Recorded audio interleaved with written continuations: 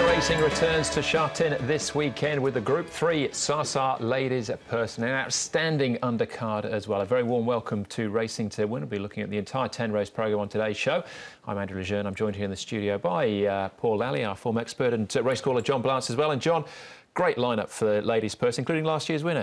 Horse of Fortune's back. Yeah, and he's not totally without a chance, Andrew, to be honest. I think he'll go quite well. Not a particularly good draw, but I think he'll still get into a good position. And as is often the case on these big Sha-Tin Sundays, now some good sort of first starters and unexposed horses in some of the other races, and that lasts a belter. Yeah, it absolutely is, Paul. Yeah, so there's no jackpots to concentrate, but as John's already touched on, in terms of the first starters and these nice horses coming through the ranks, we're going to see some interesting betting markets. We are. We're going to see a lot of short price favourites. So the keys, I think, could be exotics the way to go, trying to get the sort of the second and third quartets, you know, Quinella places, because, I mean, 50-50 will start short. Hog King Prawn's going to start short. There's a couple of Frankie Laws, they'll start short. Akari will start short in the first, and that's without even thinking. So, you know, there's going to be plenty of shorties. Yeah, there will. And the ladies' purse, going back very quickly, Tony Cruz will have the favourite. He's got 5 in the race, and John Moore's got a fistful as well. Yeah, both trainers who've, you know, maybe made sort of slightly slower starts to the season than one or two others, but certainly now coming to the boil when it matters. All right, that's race number 7 on the programme. That is the Sa Ladies' Purse. We'll get to that in due course. All 10 races are on the turf. We've got one horse withdrawn. It's in the second race, race number 2. Number 2, Good Method, is out, so Red Sun takes his place, and Alexi Bradell is the man in at the saddle. C+3 course, though, for the 10-race programme. And we kick things off with a Class 4 restricted contest over the 1,200 metres. Alcari heads them. Winner first up, very impressive, well, had half the field in behind him. Amazing Satchmo, impeccable fellow. Amazing Star was third. He was favourite, though. Friendo and Great Sun make their debuts here. Lucky was runner-up to Alcari, and Lucky Striker was in that race as well. 7th, beaten 6.5 lengths, John. Yeah, Amazing Star was a bit, I suppose, disappointing in that first race, but one thing he can just about count on him doing is getting away quickly and going forward. Lucky with that racecourse experience now. He's shown good gate speed too, and Alcari, the favourite, will be lurking just in behind them. Yeah, and here is Alcari in his track work. He's closest to us. Now, he's put on 24 pounds, this horse, since his win, so he's obviously done pretty well out of it. And he's just working with a horse we haven't seen yet called Jumbo Bus, well named there. And you can just see him veering out the middle of the track. That was the first gallop. Second gallop on the 2nd of November. Again, a nice even gallop for him. But, yeah, it'll be interesting to see what Jenny thinks with this 24-pound increase on him with this particular horse, because he did win well fresh up. Now, this one here, there's Friendo as a first starter in this particular race, and Chaparral Star's got the blinkers on for the first time. So you have a look at both of them, but Chaparral Star thought was going a lot the better of the two, and that's reflected in the price. I think this horse has improved. He's pretty fit now. He'll be third up, and from barrier 1, he's going to get the best run in the race, just in behind those leaders. And his track work's been pretty good, and up to 1,200 will really suit him as well. All right, OK, there's a little bit of the track. We'll come back to Friendo as well. We'll see some of his, one of his trials in a second. Let's start off, though, with the win of Alcari and say they're all in behind. That's Amazing Star. It's $1.50. He's in front at the moment. To Alcari, just a bit too good here. Yeah, it was a good run by this Alcari. He really stretched away nicely in this particular race and won pretty well. Amazing Star, he did start as a $1.50 chance.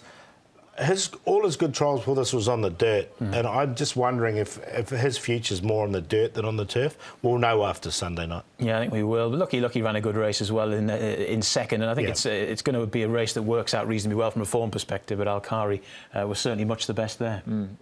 Amazing Satchmo is actually coming very short in the place market at the moment, but he had the measure on there. They all got 8, or one of them's got 9-pound turnaround as far as the weights are concerned.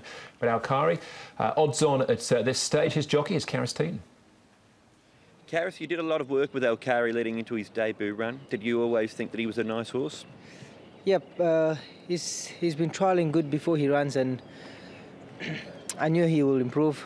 His last trial before he ran was very good. Then went to races and had a nice win. Still a bit green, and like I say, I always thought he would improve, and did what he did, yeah. He's had a month between runs. You've done a lot of work with him since then. How's he come through that first run? Yes, I don't think Ricky wanted to rush the horse too, and of course he's the 3-year-old races, so they come only a certain amount of time. So he's doing well. He's taken the race very good, and he's only a young horse, so he can only get better. He's got the top weight to carry. Is he good enough, though, to make it back-to-back here? Yeah, well, of course he had a run and he's seen the course already. He felt the pressure, so I don't see why he shouldn't go well again. He looks like a big, strong type of horse. Is he still developing?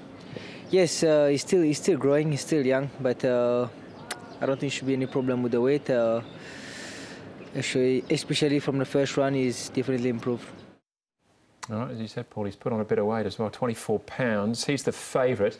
What are these first starters, though? Let's have a look at them. Starting off with Friendo, slowly away, he's right out the back here. What do you make of him, John? Well, he finished off OK, but I thought he was a little bit green, and crucially here, he didn't show any gate speed at all, which is going to be a bit of a problem.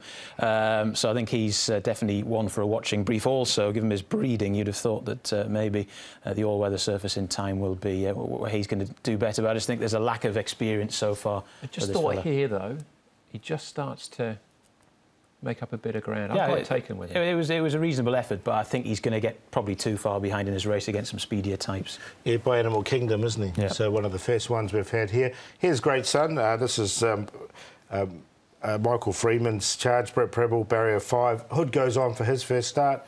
I think he went OK, but there's others that I prefer in this race. And that was his only trial so far here in Hong Kong. So into a race, albeit a restricted race for young horses on the back of one trial, be a little bit worried at the moment. All right, OK, so that's Great Sun, $29. Friendo at $49. I'm going to give him a little chance, though, Friendo. I think he can be staying on. Is it as simple as the market suggests, Paul? Well, yeah, I think he can win El Kari. This is what I was saying at the top of the show. It's one of these short price horses. I do like this Lucky Striker. He's third up, and I think he's going to get the best run of the race. And at $35.670, he's going to be my long shot for the meeting. Lucky and Amazing Star, the other obvious one. So I went 1, 12, 10, 6. I'll be playing each way in the 12, and if you wanted to do the saver, do the QQ piece.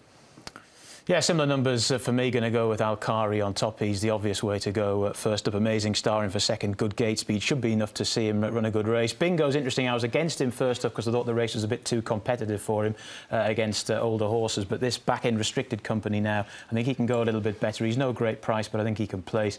And Lucky is slowly getting the hang of things. Obviously, he was very disappointing from such a short price first up.